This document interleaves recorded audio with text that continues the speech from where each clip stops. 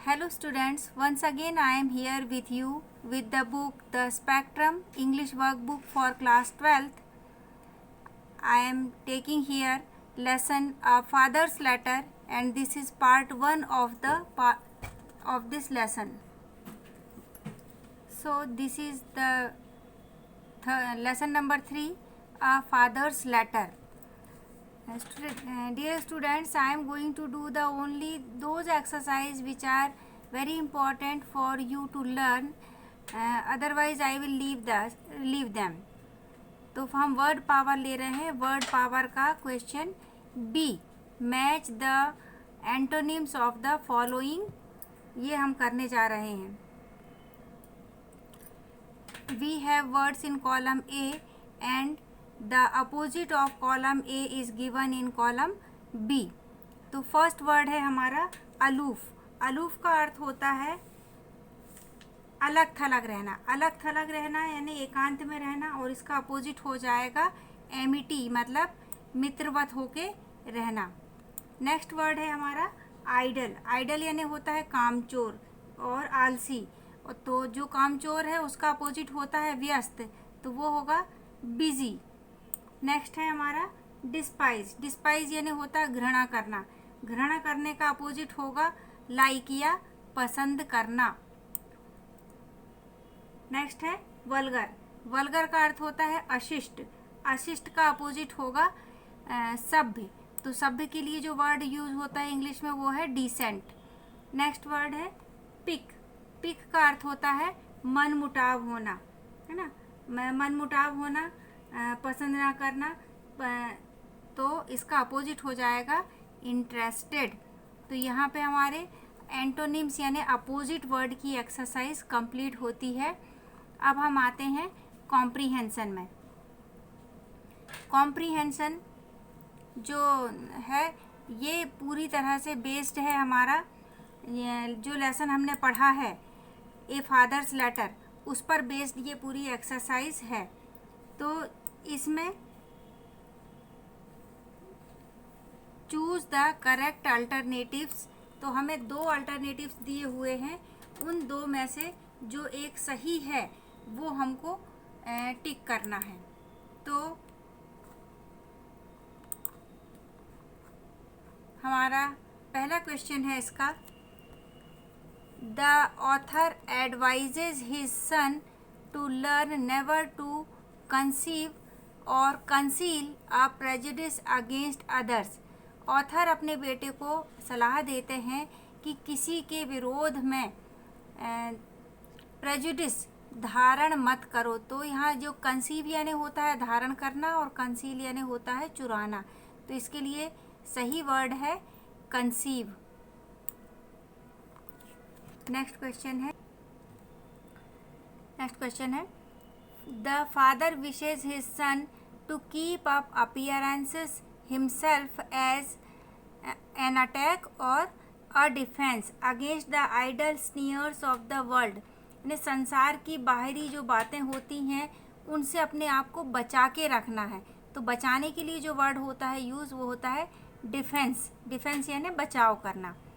Next है the author wants his son never to despise और dispose any one at all.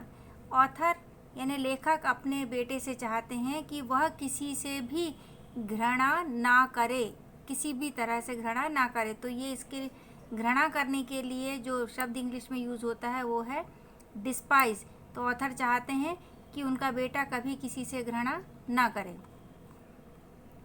Next है Hazlitt tales his son that the first lesson to learn is that there are other people in the world beside himself or yourself. तो Hazlitt अपने बेटे से ये कहते हैं कि उसके अलावा भी दुनिया में लोग हैं. तो जो लेसन में वर्ड आया है वो आया है beside yourself. तो यहाँ पे आ जाएगा सही वर्ड yourself. नेक्स्ट है ट्रू इंसैनिटी और इक्वलिटी. तो दोनों में से सही क्या है वो देखना है. Is the only true morality और ट्रू विजडम. तो ये लास्ट पैरा पे आया है सेंटेंस लास्ट पैरा की 5th लाइन पे आया है, ट्रू इक्वालिटी। तो यहाँ पे इंसैनिटी हट जाएगा और सही शब्द हो जाएगा हमारा true equality is the only true morality और ट्रू विजडम। नेक्स्ट क्वेश्चन है, say whether the following statements are true और फॉल्स एंड पुट टिक और क्रॉस इन द बॉक्सेस। आपको बताना है कि नीचे जो सेंटेंसेस दिए हैं वो लेसन के आधार पर सही हैं अथवा गलत हैं। तो जो सही होगा उस पर टिक करना है और जो गलत है उस पर क्रॉस करना है। तो मैं सेंटेंसेस पढ़ते जा रही हूँ, लेसन मेरे सामने खुला हुआ रखा है, उसके अकॉर्डिंग ही मैं ये काम कर रही हूँ, है ना। तो फर्स्ट क्वेश्चन है, the author doesn't feel himself physically fit. ये कि ऑथर शारीरिक रूप से स्वस्थ महसूस नहीं कर रहे थे, ये बिल्कुल सही बात है और इसी कारण उन्होंने अपने पुत्र को एक सही सलाह सही समय पे देना उचित समझा। तो इसको मैंने टिक कर दिया है। नेक्स्ट क्वेश्चन है, one should not anticipate evils because one can not have things exactly as one wishes. किसी यहाँ पर वन मतलब कोई भी व्यक्ति, one should not anticipate evils, किसी को भी बुराई की पहले से ही पूर्वानुमान या पूर्व धारणा नहीं बनानी चाहिए, क्योंकि one can not have things exactly as one wishes, किसी को भी चीज़ें ठीक वैसी नहीं मिलती हैं जैसी वह चाहता है। तो ये चीज़ भी लेखक ने अपने पुत्र को अपने लेटर में बताई है, तो ये बिल्कुल सही स्टेटमेंट है। नेक्स्ट है third one, the son was experiencing homely atmosphere at his school. लड़के को स्कूल में घर जैसा वातावरण मिल रहा था। तो यदि मिल रहा होता तो वो नाखुश क्यों होता, इसका मतलब उसको घर जैसा माहौल नहीं मिल रहा था। तो ये क्रॉस कर दिया मैंने। नेक्स्ट है, a student feels the same freedom at his school as his own home. एक विद्यार्थी वही स्वतंत्रता महसूस करता है स्कूल पर जैसा कि वह घर पे महसूस करता है। तो ये बिल्कुल गलत बात है। स्कूल में उसे अनुशासन सिखाया जाता है, घर जैसी स्वतंत्रता उसके पास नहीं होती है। तो यहाँ पे मैंने क्रॉस कर दिया। The son feels at his school fellows the son feels that his school fellows do not take care of him.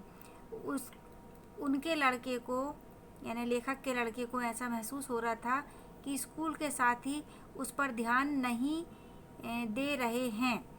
तो ये सही बात है, उसको ऐसा महसूस हो रहा था कि स्कूल के साथी उस पर ध्यान नहीं दे रहे हैं। तो इसको मैंने ये टिक कर दिया।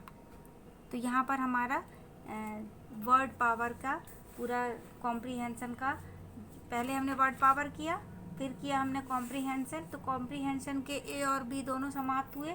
अब हम आते हैं लैंग्वेज प्रैक्टिस पर।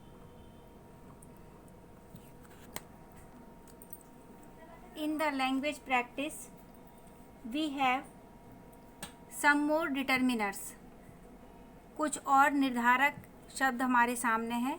तो पहला क्वेश्चन है इसका, complete the sentence with some of, most, any of. नीचे 3 वाक्य दिए हुए हैं, उनमें हमें इन तीनों को ही में से कोई एक चीज़ को भरना है। तो पहला जो सेंटेंस है, do you like this music, क्या तुम्हें यह म्यूज़िक पसंद आया। तो इसमें मैंने भरा है सामने, जो मुझे सही लग रहा वो है some of it, some of. Next जो है वो है आई डोंट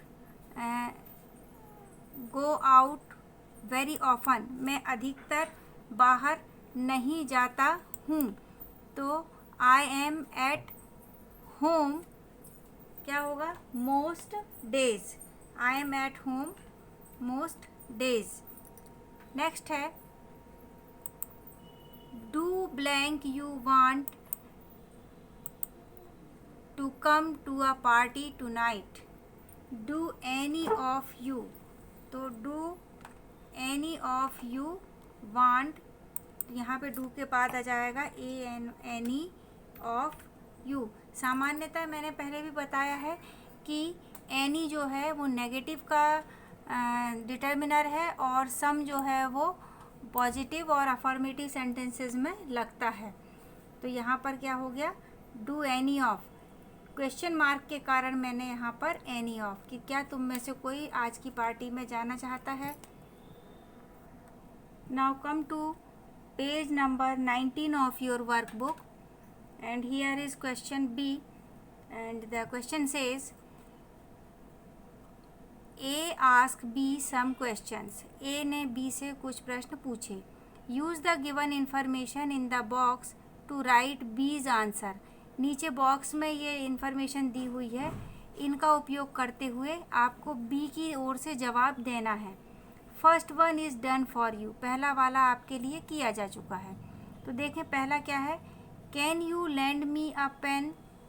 तो बी का जवाब है I am sorry I haven't got one, मुझे माफ़ कर दीजिए मेरे पास एक भी नहीं है।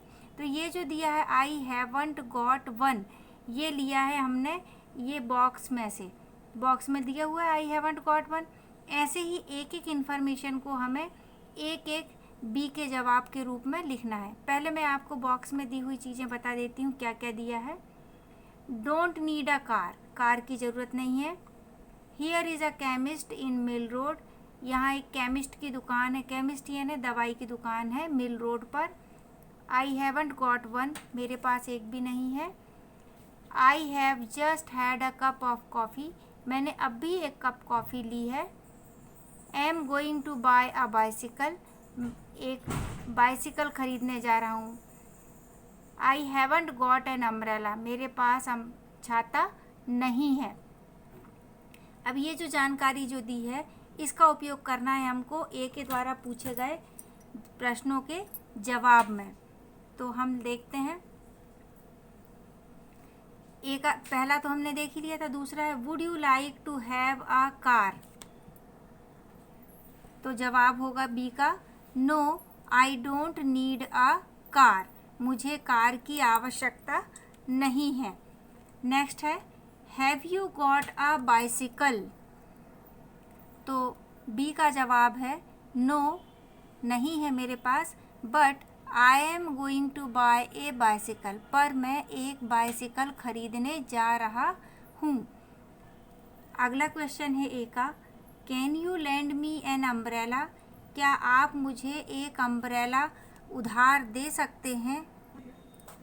तो बी का जवाब है आई एम सॉरी, मुझे माफ़ कर दीजिए, आई हैवंट गॉट एन अम्ब्रेला, मेरे पास एक भी अम्ब्रेला नहीं है।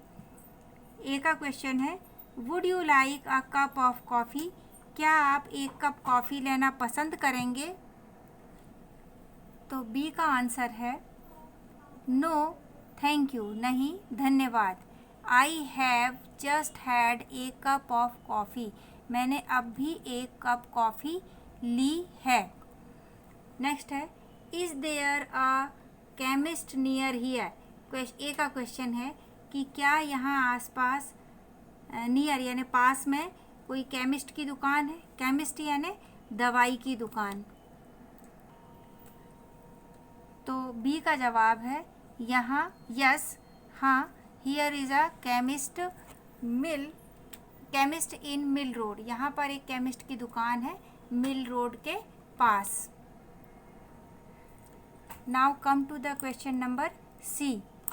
Right these sentences using no as a determiner. तो यूजिंग के बाद नो लिखा हुआ है, प्रिंटिंग में प्रॉब्लम है इसलिए आपको थोड़ा सा डिस्टर्ब दिख रहा है। तो आपको नो का उपयोग करना है डिटर्मिनर के रूप में। तो पहला एग्जाम्पल इन्होंने दिया है we haven't got any money, हमारे पास कोई पैसा नहीं है। तो हैवंट गॉट एनी मनी, तो इसमें we have got no money, तो एनी को हटाना है, नॉट एनी को हटाकर हमें यूज़ करना है नो का। तो देखिए हमने जैसे इसमें दिया है we have got no money. तो सेकंड वाला है there aren't any shops near here, यहाँ पर कोई शॉप दुकान पास में नहीं है। यहाँ पर हमने नॉट एनी को हटाकर यूज़ किया है no. There are no shops near here, यहाँ आसपास कोई शॉप नहीं है। नेक्स्ट है Karim hasn't got any free time, तो आंसर होगा नॉट एनी को हटाकर हमने यूज़ किया no. Karim has no free time. Karim has got, हम गॉट का भी यूज़ करेंगे, सॉरी यहाँ पर गॉट भी आएगा। Karim has got no free time. हमने सिर्फ दो चीज़ रिमूव किया है, एक नॉट और दूसरा एनी। नॉट एनी की जगह आया है हमारा शब्द नो। नेक्स्ट क्वेश्चन है there isn't light in this room, इस रूम में लाइट नहीं है, तो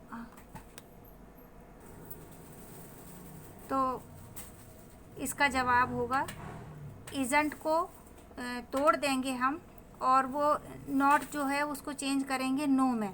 तो there is no light in this room, इस रूम में लाइट नहीं है। So I stop my video here only.